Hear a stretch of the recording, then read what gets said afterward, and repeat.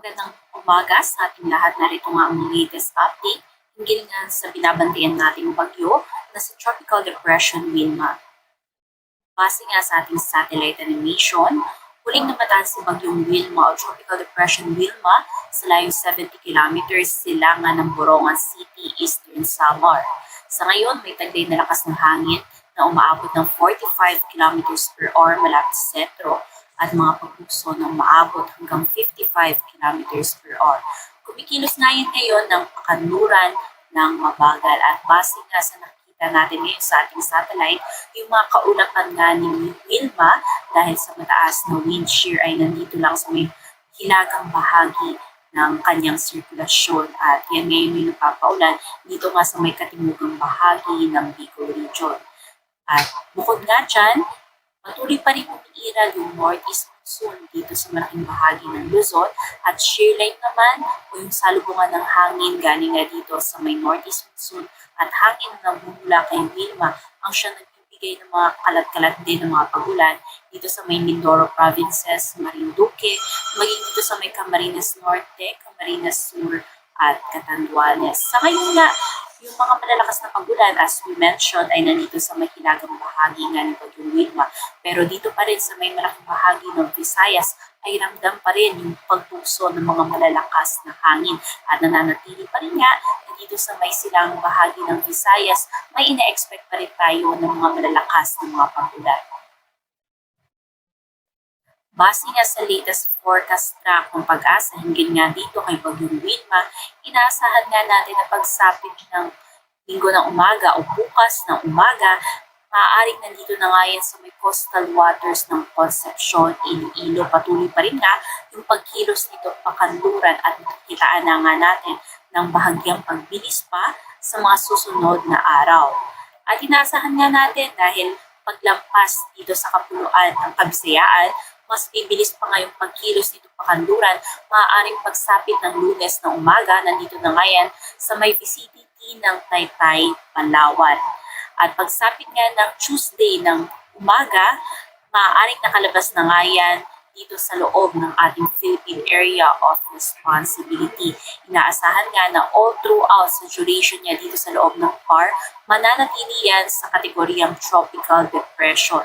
At pagsapit ng Thursday ng umaga, ay nandito na nga yan sa may bahagi ng Vietnam na kung saan maaari na nga itong mag-dissipate o malusaw at maaaring maging isang low pressure area na lamang.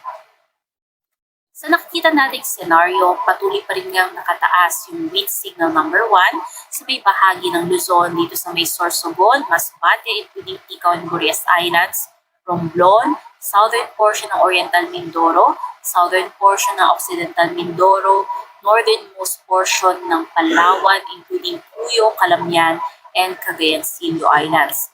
Sa Kabisayaan, kasama under signal number 1 ang Northern Samar, Eastern Samar, Samar, Biliran, Leyte, Southern Leyte, Cebu, including Bantayan and Camotes Islands, Bohol, Negros Occidental, Siquijor, Northern and Central portion ng Negros Oriental, Guimaras, Iloilo, Capiz, Aklan, at Antique. Sa bahagi ng Mindanao, kasama under wind signal number 1 ang Surigao del Norte, including Siargao at Bucas Grande Islands, Dinagat Islands, northern portion ng Surigao del Sur, northern portion of Agusan del Norte, at Camiguin. Patuloy nga natin pinag-ingat yung ating mga kababayan sa mga na-mention natin na lugar sa mga peligrong dala ng mga malalakas na mga paghangin.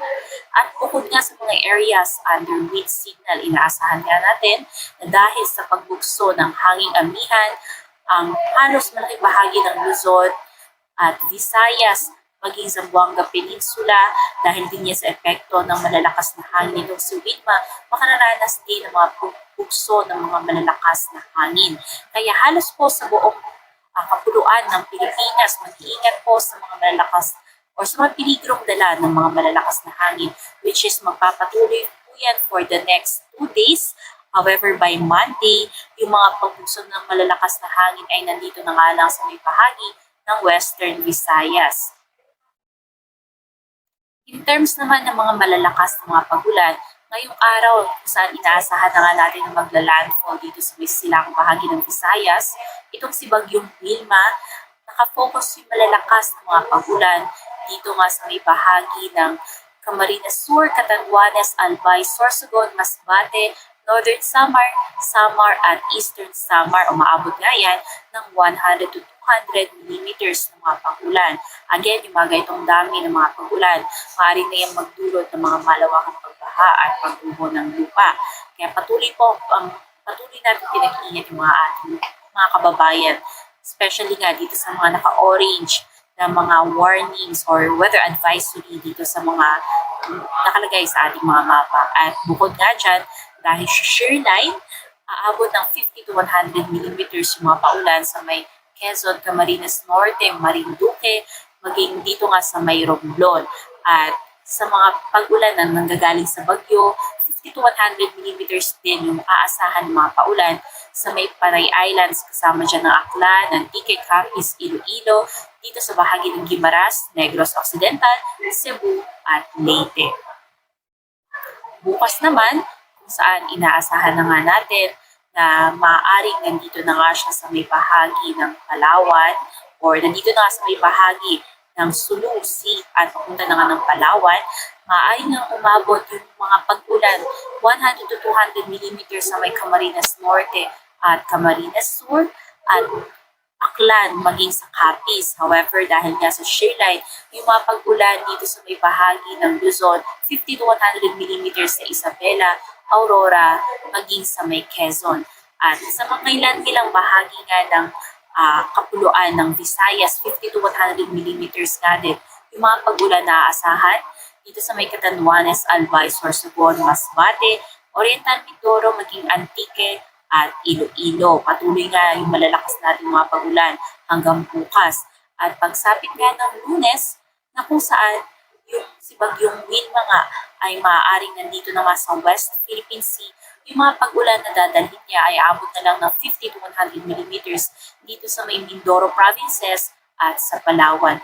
However, yung shear line nga natin ay tataas pa at mas maraming areas yung maapektuhan dito sa may Northern Luzon at aabot yung mga paulan 50 to 100 millimeters sa may Cagayan, Isabela, Aurora, Quezon at maging sa may Marinduque. Kaya sa susunod nga na tatlong araw, asahan po natin yung mga malalakas na pag-ulan, especially dito sa may silangang bahagi ng Northern and Central Luzon, malaking bahagi ng Bicol Region at Visayas at mangilan-ngilang bahagi din or malaking bahagi actually ng Mimaropa.